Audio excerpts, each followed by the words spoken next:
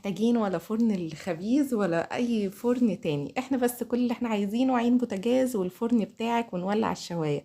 بصوا الرغيف ما شاء الله اللهم بارك، شايفين بقى العيش بتاعي جميل قد ايه، طريقته سهله وسريعه وبسيطه. بصوا بقى كمان لما بقسمها لكم كده هو الطراوه بتاعته، شايفين طري قد ايه، طعم ومذاقه في منتهى الجمال وفي منتهى الروعه. نبدأ الفيديو بتاعنا على طول. أنا شيرين حمدي ودي قناتي. لو عجبك الفيديو ما تنسيش اللايك، وتعالوا نشوف أحلى مقادير لأحلى عيش ممكن تاكليه في حياتك. بصوا بقى الطريقة قد إيه وخطير ورهيب في كل المواصفات الحلوة.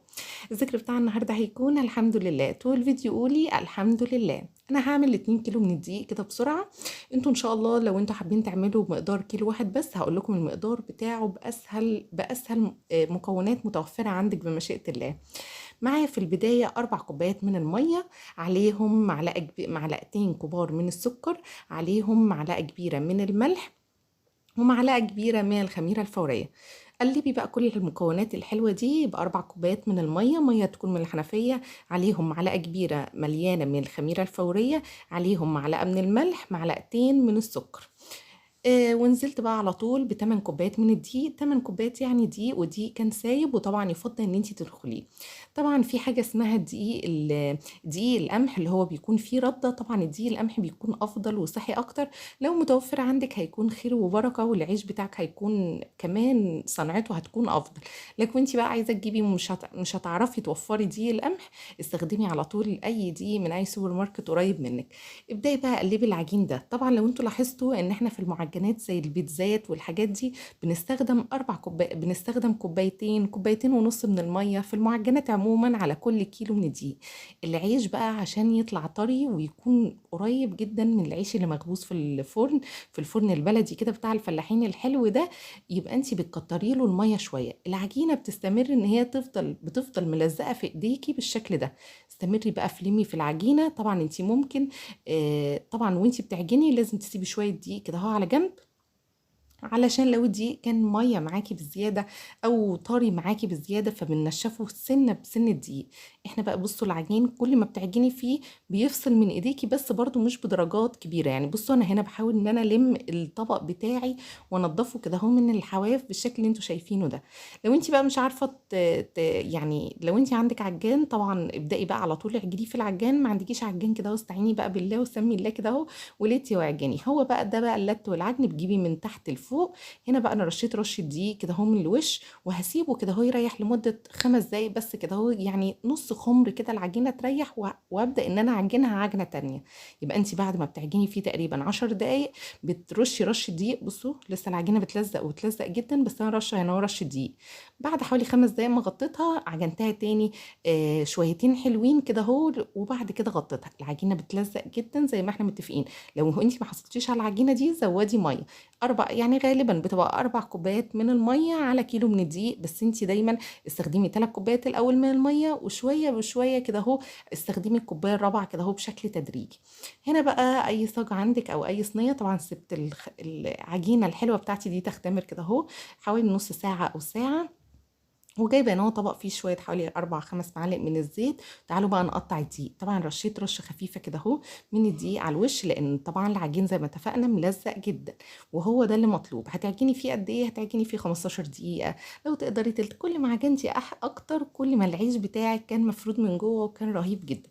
لو عجبك الفيديو ما تنسيش اللايك، والاهم من اللايك هو ذكر الله الحمد لله. بصوا بقى دي بقى كده اهو بلهجه الفلاحين الجميله اسمها ان انتي بتقرصي العجين او بتقطعي العجين تقطيعه حلوه. بتدخلي بقى ايديكي كده اهو من تحت وتروحي ضغطه ضغطه ناحيه الطبق، بحيث ان انتي الى حد ما الكور بتاعتك تكون زي بعض.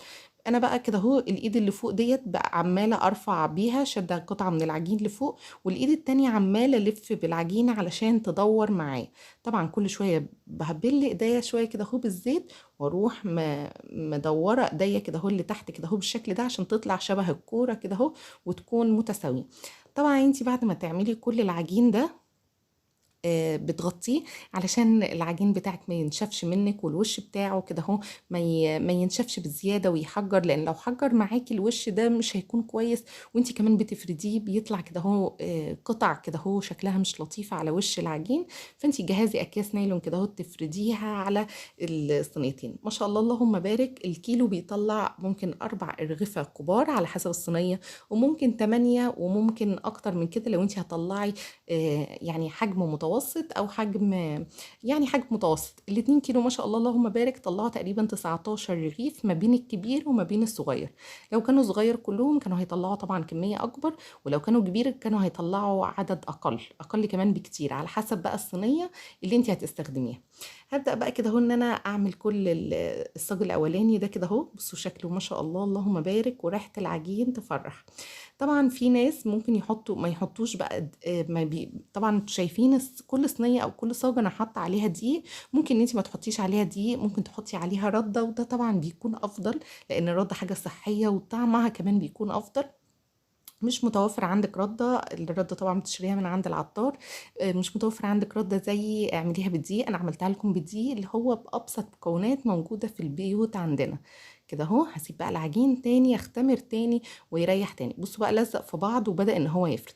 دي بقى المطرحه الحلوه دي، بتحطي شويه دي وتسحبي كده اهو العجينه وتبدأي. انا طبعا مش مركزه بنسبه كبيره يعني عليها قدامكم، لان انا عارفه ان اغلبكم ما عندوش مطرحه. انا بس مجرد ان انا فردت بس ال يعني وسعت الرغيف كده شويه، وبعد كده على طول هحطه بقى في الصينيه. الصينيه اسودت كده ليه؟ لان انا للاسف حطيتها على عين البوتاجاز، العين كانت وسط عادي ونسيتها كده، رحت ظبطت العجين روقت المطبخ مش فاكره عملت ايه. المهم انا بقى حطيت الرغيف، والصينيه بتاعتي كانت سخنه يا دوبك من تحت تشمع، بس مش لازم ياخد لون، يتشمع كده اهو، وتحركي الصينيه تتحرك معاكي. الفرن من تحت مش بتولعيه خالص، بتولعي الشوايه بس. بصوا انا مولعه الشوايه، وكل شويه بلف الصينيه زي ما انتم شايفين. اللهم بارك. بصوا بقى رفع معايا وكان خطير وخرافه. طبعا انا نزلت الشبكه شويه لتحت، او الرغيف ده طبعا ما بيظبطش، بتبقي لسه مش مدركه الدنيا كما يجب.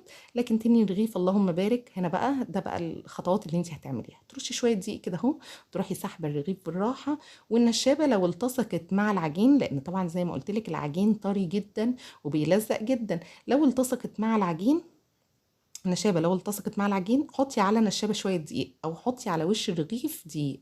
ما عندكيش دقيق او انت جايبه الرده وهتعمليه بالرده، حطي على وش الرغيف شويه رده.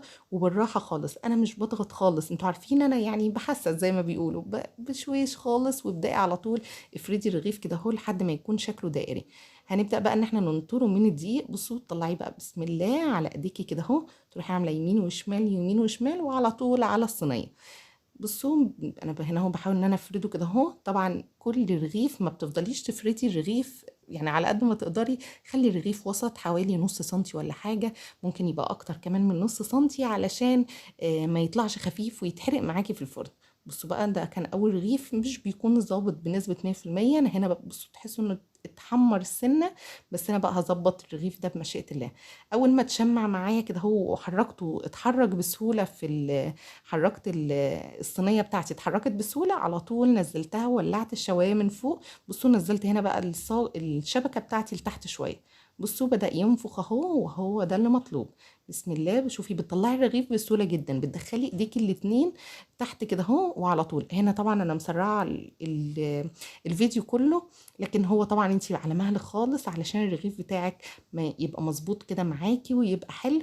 واستعيني بالله، وان شاء الله باذن الله هتطلعي احلى واجمل والذ عيش. بصوا طريقته سهله جدا بالنشابه، مش لازم ولا مطرحه ولا فرن كهرباء ولا فرن عفوا اللي هو فرن اللي بيخبزوا فيه العيش ولا اي حاجه. جبت الصينيه بتفردي الرغيف على طول على عين البوتاجاز. العين ما كانتش واطيه، العين بتكون وسط. وهنا بقى بصوا اللهم بارك. طبعا انا معليه الفرن من تحت، تفضلي تلفيه كده هو يمينا ويسارا كل شويه علشان يبدا ان هو تشتغلي بيه كده. تمام جدا. طبعا كل ما الرغيف كان بيطلع كنت بحطه على الرغيف التاني، وبعد كده غطيتهم كده بكيس عشان ما ينفعش ان هم يشموا الهواء، عشان يفضلوا يحتفظوا بطراوتهم وحلاوتهم. يا رب الفيديو بتاع العيش النهارده يكون عجبكم. عيش في منتهى السهوله، يلا توكلي على الله واعملي لهم احلى واجمل والذ عيش. ما تنسيش الذكر بتاع النهارده الحمد لله، ولو عجبك الفيديو ما تنسيش اللايك. شكرا ليكم والسلام عليكم.